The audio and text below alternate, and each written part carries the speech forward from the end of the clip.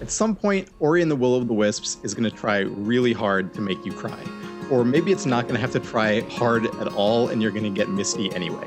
This is a game about running and jumping and exploring and also emotions. Basically, it's what you'd expect from a sequel to Ori and the Blind Forest, which came out a whole 5 years ago back in 2015.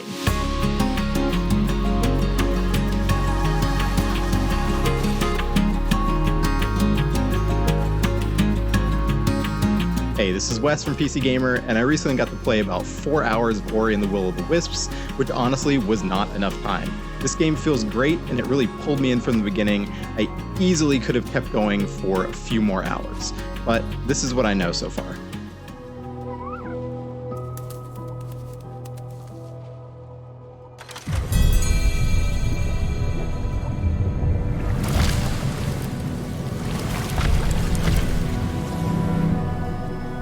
Let's get a couple things out of the way first. If you're not familiar with Ori, this is very much a game in the Metroidvania style. You're exploring this labyrinthian 2D environment, and you get new abilities along the way that open up new paths. They also let you go back into old areas and collect more power-ups and stuff like that.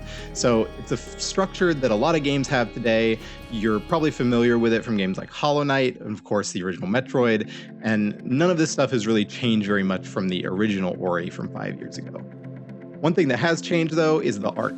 Remember how Ori and the Blind Forest was just absolutely beautiful and had this really nice hand-painted quality?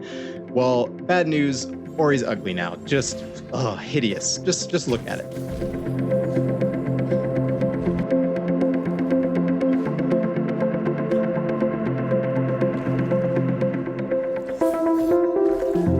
Okay, jokes aside, everything about this game really makes it feel like it's been in development for the past 5 years. It is gorgeous. It feels super polished. There's this soft, glowy light all over the place. It's incredibly lush. There are tons of particles flowing around in the background. Everything in the environment kind of sways to show it's alive. There's just so much flavor and ambiance in every scene. And it plays really smoothly too. I was on a PC running in the game at 4K 60 FPS. It was rock solid. And I think that's honestly really important for Ori.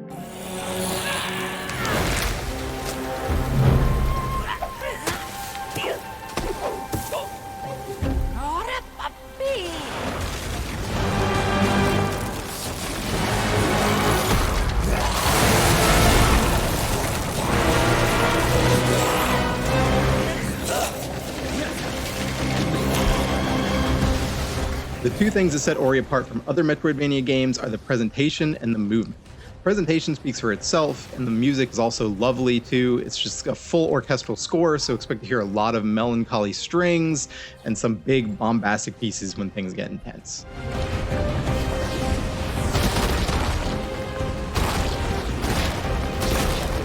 But movement is where Ori really shines. It's such a fluid, acrobatic game. Within the first few hours, you're going to get abilities that let you stick to walls, double jump, use a grappling hook, and ricochet off projectiles. It's really a pleasure to control, and it already feels great at 60 FPS when it's demanding that you throw all those abilities together in sequence.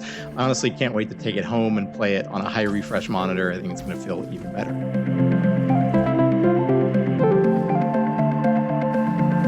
Definitely spent more time in Will of the Wisp platforming and solving environmental puzzles than I did in combat, but from what I remember the first game, the attacks in this one definitely feel a bit punchier. You have a whole arsenal of different abilities and weapons to accrue, and those will also have options to level them up, but your basic one that you get early in the game is an energy sword. It has a really nice 3-hit combo. Again, it just feels really good to use. The biggest change is probably the save system. The first Ori gave you the ability to put down a little save beacon to create your own checkpoint, which could help you get through a tough section, but it also meant that if you forgot to save or if you ran out of the energy that you needed to put down a beacon, you'd be sent back to your last checkpoint. That could be a ways back.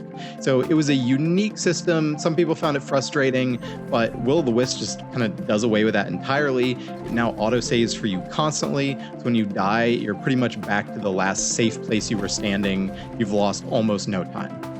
It's a bit easier and a bit simpler, and honestly, I'm not sure if I like it.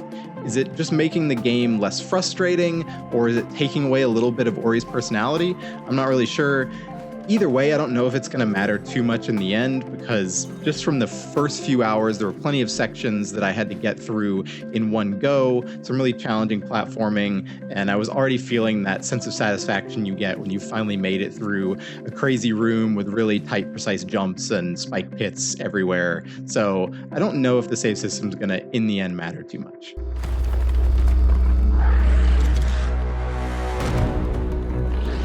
Will of the Wisps overall feels like it's following the traditional playbook for a sequel, and in this case, I don't think that's a bad thing. It's a way bigger game with a lot more characters to talk to now. There's side quests to go on and an ability system that feels more expansive than the first game. I'm honestly just excited to play the full thing. It's out on March 11th, and until then, I'm going to leave you with this giant toad guy who is excellent.